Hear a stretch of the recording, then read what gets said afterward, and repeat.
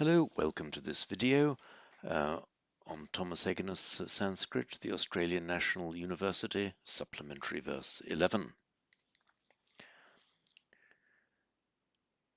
Shateshu jayate shuraha sahasreshu cha panditaha vakta dasha sahasreshu data bhavati va nava. Now I'll read it to you with the Sanskrit text in place. Enlarge it for you. Shateshu jayate shuraha Sahasreshu cha panditaha vakta dasha sahasreshu data bhavativa nava. Shateshu, shata is 100, cognate with the Latin centum, and our English cent as in percent, and a cent, 100th of whatever unit it is.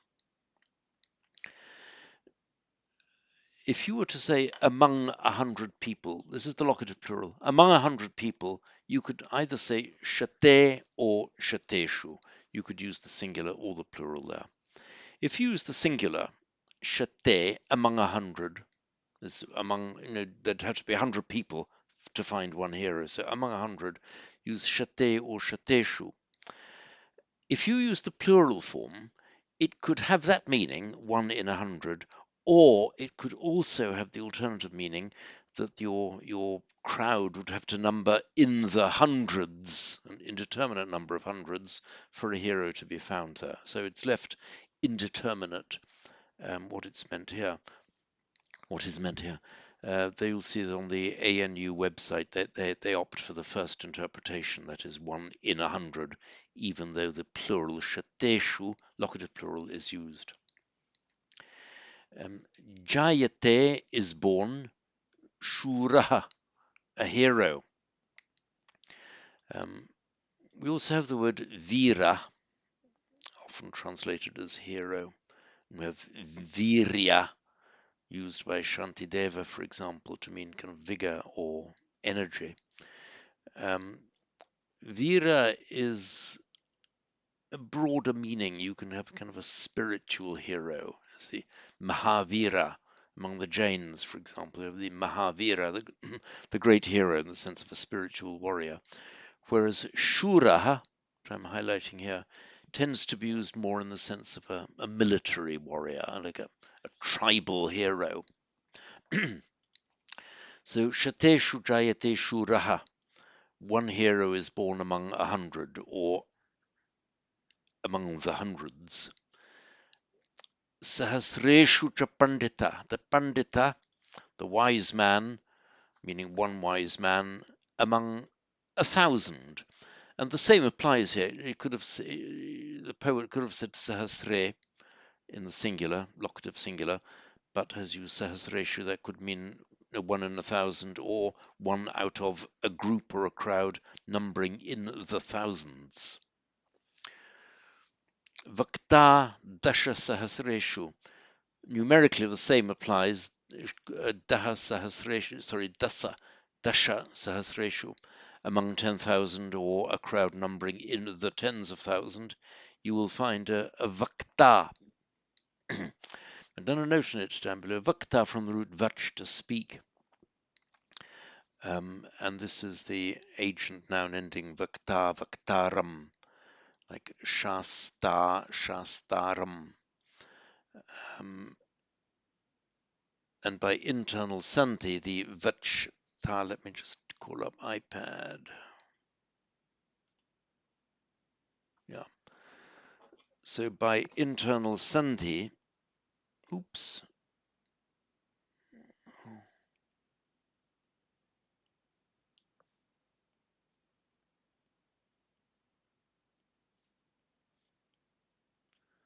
The ch becomes a k before the following t.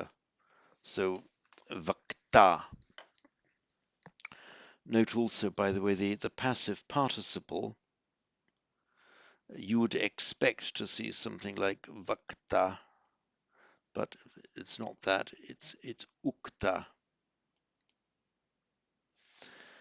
and the reason it is ukta, not vakta, is that in Vedic it was stressed on the last syllable ukta, and so the va being an unstressed syllable before a stressed syllable mutates to u, so ukta.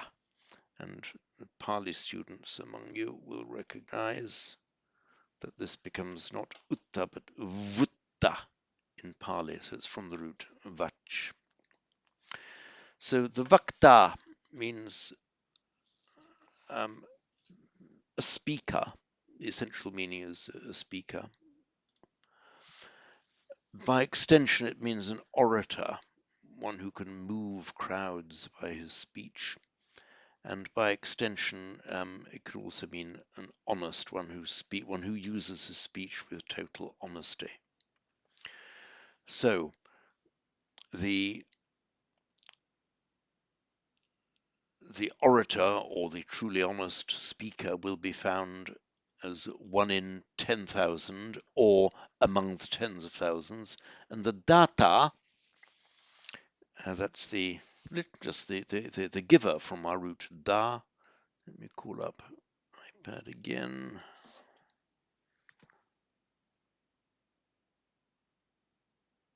Just a regular formation, da, ta. Remember the stem form here is da, tre, that you only see it in that form in compounds, and the accusative is da, taram.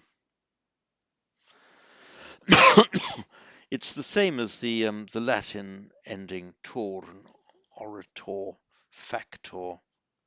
You get any number of words that have come into English with this ending tor, and it's that same etymologically, it's the same as the tre, taram in Sanskrit.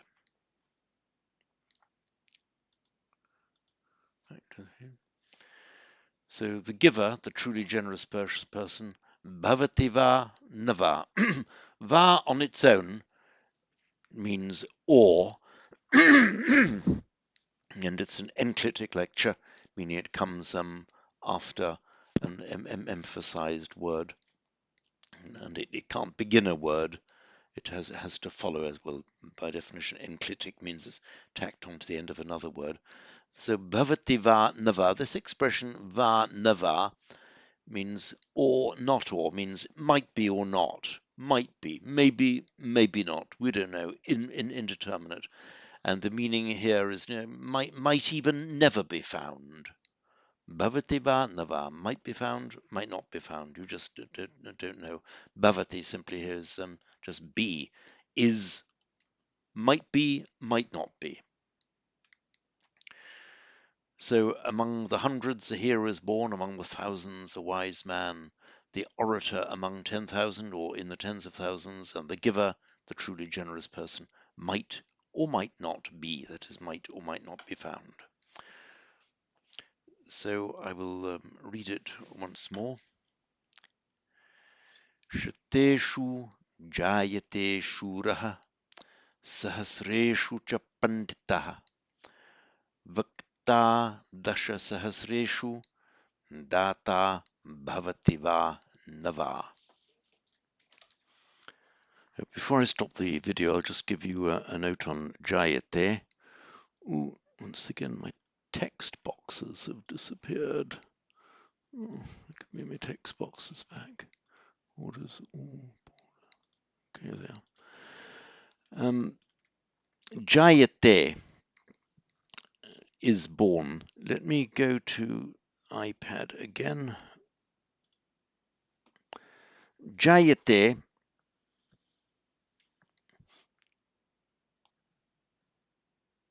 is born. It's from the root jan, where the verb jan means to give birth. It's a regular class 1 or class 10, so it can be janati, regular, and janayati,